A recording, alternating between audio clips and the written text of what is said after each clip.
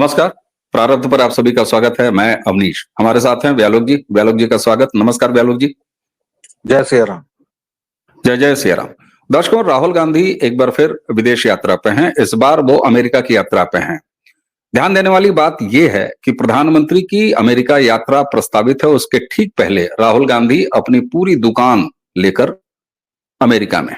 जब मैं कह रहा हूं पूरी दुकान, तो याद कीजिए इस बार, या जान लीजिए, इस बार उनके साथ डी शिव कुमार नाम का वो सनातन का विरोधी है जिसका बैकग्राउंड है सनातन को डेंगू कहना, मलेरिया कहना और तमाम चीजें कहना। ये उसी वंश से आते हैं। राहुल गांधी पिछले चुनाव हो जहां पर उन्होंने हिंदुओं के बंटवारे की बात अभी भी लगातार कर रहे हैं जाति के माध्यम से, लेकिन उसी के साथ आप सबको याद होगा कि राहुल गांधी अपने चुनावी पूरी यात्रा के दौरान नॉर्थ वर्सेस साउथ भी करते हुए देखे गए और लगातार करते रहे।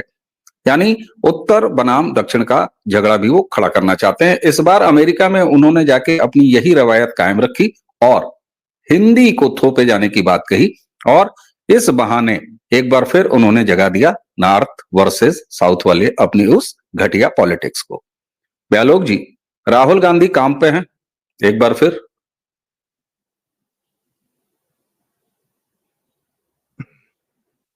ये जो राहुल विंची है, ये जब भी आप देखे होंगे इधर खासतौर से 2-3 साल से जब भी देश में चुनाव होते हैं, चाहे वो आम चुनाव अभी का हो या फिर कहीं भी किसी भी राज्य के आम चुनाव हो, उसके पहले ये भाग जाता है बाहर। ये बाहर क्या करने जाता है? मजाक में लोग भले कहें, जैसे लोग इसको पप्पू, मूर्ख, भोला वगैरह वगैरह कहते हैं, भोला वाला, लेकिन ये दरअसल है विषधर जहरीला नाग। उसी तरह से ये कहीं थाईलैंड वाईलैंड नहीं जाता है। जाता होगा तो जाता होगा, मुझे नहीं मतलब उससे। ये मसाज वसाज करवाने नहीं जाता है।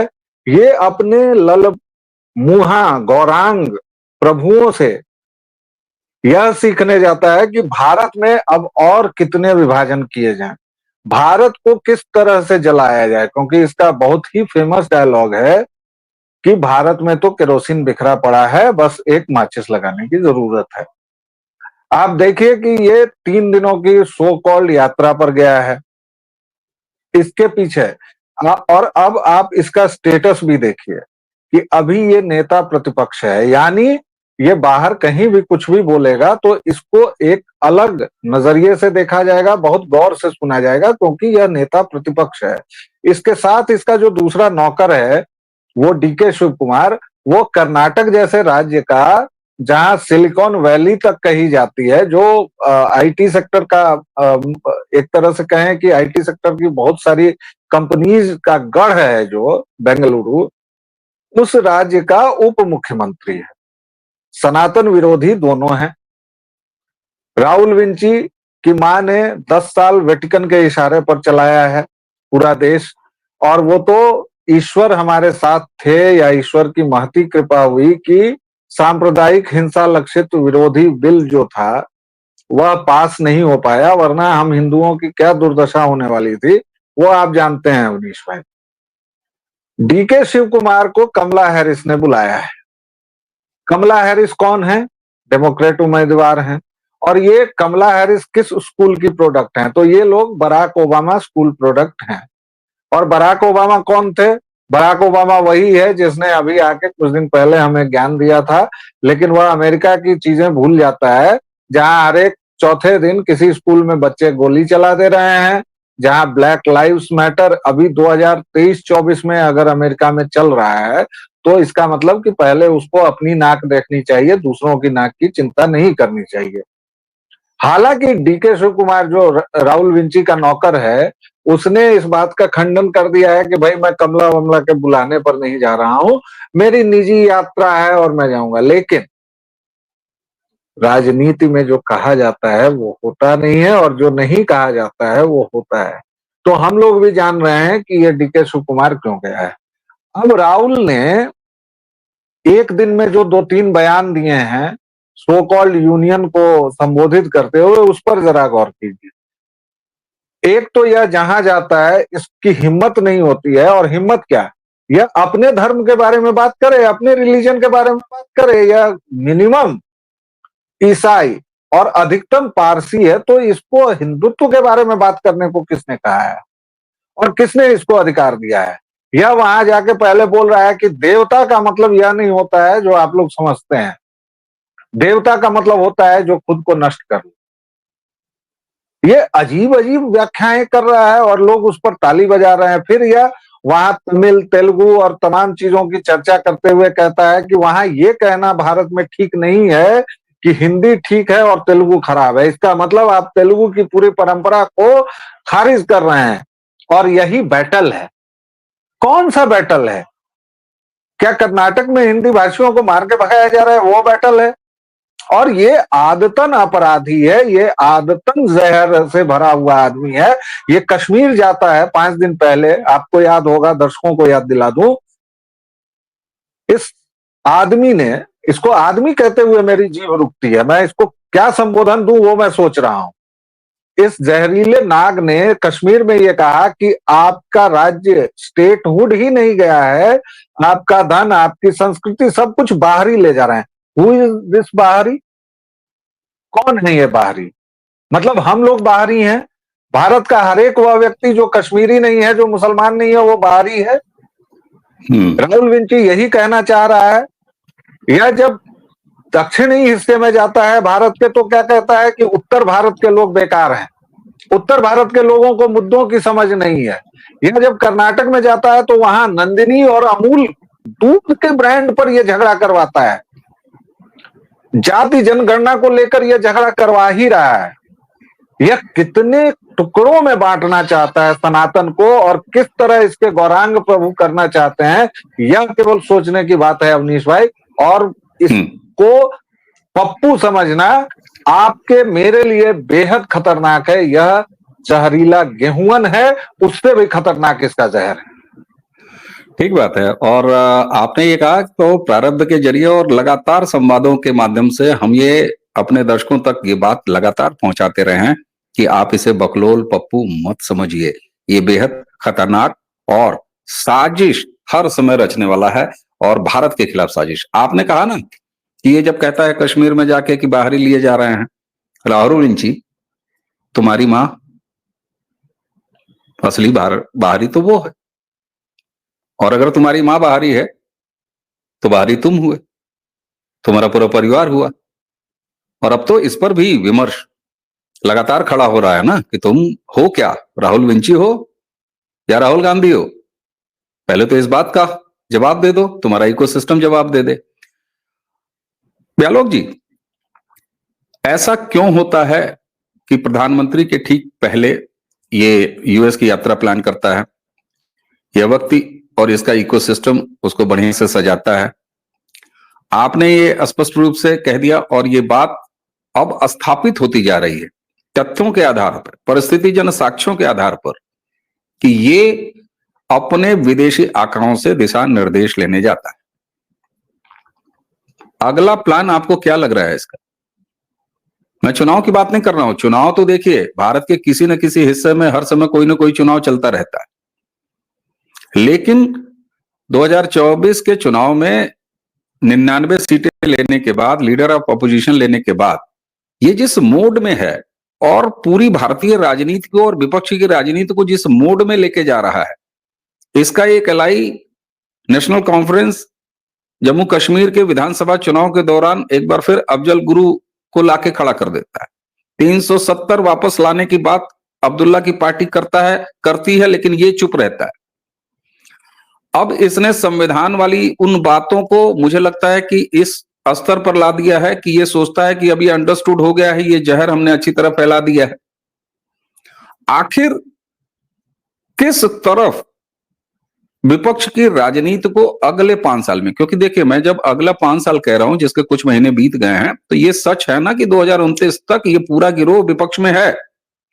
ये इसकी नियति है। जो कुछ भी इसको अपनी हाजत मिटानी है, प्रधानमंत्री ने हर घर शौचालय बनवाई दिया है, लेकिन उसके बाद भी ये पूरा गिरोह खुले में शौच कर रहा है। हर तरह का राजनीतिक शौच हो, शाब्दिक शौच हो, वैचारिक शौच हो। अगले 5 साल विपक्ष को कहां जाते हुए देख रहे हैं? राहुल गांधी जैसे खल चरित्र के नेतृत्व। शौचालय में दिक्कत नहीं है, शौच में भी दिक्कत नहीं है, लेकिन मुंह से जो ये लोग शौच करते हैं ना, उसमें बहुत दिक्कत है। इनका जो मौखिक बवासीर है, वो जिस तरह से चीजों को गड़बड़ाता है, वो जिस तरह से इस देश को, और आप देखिए कि यह केवल एक व्यक्ति, एक पार्टी नहीं लगी हुई है, इसके जितने गिरोही हैं सब लगे हुए हैं। आप देखिए रेल की पटरियों पर, आपने अब्दुल्ला का नाम लिया, मैं रेल की पटरियों पर जो लोग पत्थर रख रहे हैं और अब्दुल्ला, इन दोनों में कोई अंतर नहीं मानता, या राहुल विंची में कोई अंतर नहीं मानता, क्योंकि लक्ष्य तीनों का एक ही है, इस देश की प्रगति को डिरेल करना, इस देश की प्रगति को थामना, इस देश में जो भी अच्छी चीजें हो रही हैं उसको वापस उसी युग में ले जाना। और ये इनका मालिकों वाला जो भाव है ना, ये चाहते ही नहीं है कि इस देश में कुछ भी अच्छा भव्य विराट हो सकता है। नहीं, हम तो जी सपेरों और कुलियों को शासित करते आए हैं। ये लोग भला वंदे भारत का कैसे सोच सकते हैं, वो भी 100 से ज्यादा ट्रेन। वंदे भारत क्यों कर रहे हो जी, सबको एकदम जनरल डिब्बा दो। अरे क्यों जनरल डिब्बा दे, भारत में मैं तो कहता हूं कि जनरल डब्बा बंद हो जाए, इससे अच्छी बात क्या होगी। हर एक व्यक्ति भारत का वंदे भारत में सफर करे, इससे बेहतर बात क्या होगी साहब, बड़ी बात सोचनी चाहिए। यूपीआई जब हुआ तो इसके एक नेता ने कहा कि हमारे पास इंटरनेट कहां से आएगा, कैसे आएगा। अब जब सारी चीजें हो गई तब ये कह रहे हैं कि वो तो मनमोहन बाबू का आइडिया था जी, मोदी जी वह चुरा लिया। आप कुछ बोल रहे थे बीच में। नहीं, मैं बोल नहीं रहा था, मैंने हाँ, ये एक चीज में जोड़ देता हूं कि ये वही कांग्रेस है ना। 2014 का चुनाव किस बात पर लड़ी थी कांग्रेस, कि आपको साल भर में 9 एलपीजी सिलेंडर दिए जाएंगे। ये कांग्रेस के 2014 के लोकसभा चुनाव के घोषणा पत्र का हिस्सा। हमें वो दौर भी याद है जब इस देश में सीमेंट लेने के लिए डीएम से परमिशन लेनी होती थी और डीएम से रिकमेंडेशन लेनी होती। इस देश ने वो दौर भी कांग्रेस के सरकारों में देखा है जब 500 रुपये पर बजाज का स्कूटर बुक किया जाता था, और यूपी बिहार के बहुत सारे हिस्सों में जब तिलक चढ़ाया जाता था लड़की के उसमें, तो स्कूटर अगर मान लीजिए कन्याधन के रूप में देना है तो स्कूटर नहीं बल्कि वो लाल गुलाबी रंग का एक कागज होता था जो कि बुकिंग वाली रसीद होती थी, थाली में लगा के पंडित जी के सामने वो संकल्प कराया जाता था। इसी तरीके से जनता शॉप, राशन की दुकानें, कंट्रोल की दुकानें, चीनी कंट्रोल की दुकानें, आज साहब स्थिति कहां तक आ गई है। जो कांग्रेस 9 सिलेंडर के वादे के साथ 2014 का इलेक्शन, अभी बहुत ज्यादा दिन नहीं भैया, 2014 का इलेक्शन लड़ रही थी, आज स्थिति ये है कि आप एलपीजी सिलेंडर बुक ये करा के देखते हैं कि भैया पहले उसका दाम जो है घर पर रख लो, क्योंकि सुबह बुक करा है शाम को गैस आपके यहां हाजिर रहती है। तो क्या आपको ऐसा लगता है कि अब ये मान चुके हैं कि विकास और जन सुविधाओं पर नरेंद्र मोदी को परास्त नहीं किया जा सकता, तो जाति में बांट दो, धर्म में तो खैर तुम बांटने के उस्ताद ही हो, इस धर्म में बांटने में तुम, अब कहते हैं ना कि एक स्पेशलिटी होती है, एक सुपर स्पेशलिटी होती है, तो अब ये हिंदुओं को बांटने की सुपर स्पेशलिटी पे काम कर रहा है राहुल गांधी, क्योंकि इन्हें अब ये पता लग गया है कि काम पर मोदी एंड मोदी टीम को तुम नहीं हरा सकते। वो तो इन लोगों को 2019 से पता है, 2014 से पता है, क्योंकि इन्होंने कभी तो इसको सोच के काम किया नहीं। इनका तो एक एजेंडा था कि ये देश इनके बाप का है, इसको लूटो खसोटो और चले जाओ। एक सिंपल सी बात है, इसके पूरे खानदान का चरित्र देखिए, पूरे खानदान का काम देखिए। नेहरू के पन्ने में पलटूं कि तानाशाह इंदिरा के, कि इसके बाप महामंद बुद्धि जो सचमुच का पप्पू था उस राजीव गांधी के पन्ने पलटूं, या इस विषधर के पलटूं, ये पूरी जो ट्रेडिशन है ना इन लोगों की, हर एक व्यक्ति ने एक एक ऐसा घाव दिया है इस खानदान के, जिसने भारत माता को कराहने पर मजबूर किया है। नेहरू जी का तो मैं नाम ही क्या लूं, वो तो खैर प्रातः स्मरणीय है। कश्मीर का घाव से लेके त्रिभाषा फॉर्मूला, आर्थिक में आइए तो ना वो पूंजीवादी बनेंगे ना साम्यवादी बनेंगे, पता नहीं क्या गोबर टाइप मिश्रित अर्थव्यवस्था बनाएंगे, और उसके बाद पूरी जिंदगी वो इंडिया को खोजते रह गए तानाशाह के बारे में कोई बात ही नहीं करनी है। इसके बप्पा ने जो जो किया, ब्लंडर्स एक के बाद एक ब्लंडर जो उसने किए, श्रीलंकन शांति सेना भेजने से हो या फिर पंजाब में जिस तरह उसने किया, और एक बड़ा पेड़ गिरता है तो धरती हिलती है वगैरह टाइप के बयान।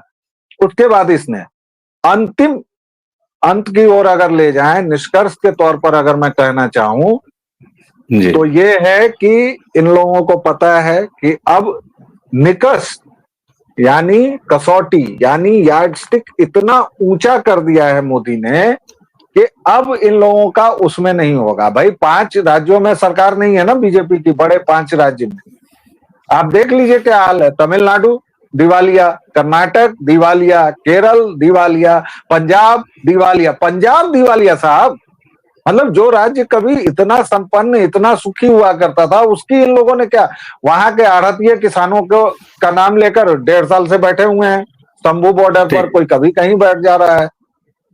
इसका एकमात्र लक्ष्य है सत्ता पाना। ये पागल हो चुका है, इसके साथी पागल हो चुके हैं। ये लोग अगले 5 साल हर एक वह काम करेंगे जिससे सनातन को खतरा हो, जिससे भारत को खतरा हो। मैं बस यही देख। बिल्कुल ठीक बात, बिल्कुल ठीक बात है। और व्यालोक जी, दर्शक और हमारा खुद ये अप्रोच होता है कि हम सिर्फ समस्या ही न बतियाएं, और दर्शकों आपने ध्यान दिया होगा कि हम हर बातचीत में एक समाधान की तरफ भी इशारा करते हैं, अपनी जो भी हमारा वश है और जितनी भी हमारी समझ है।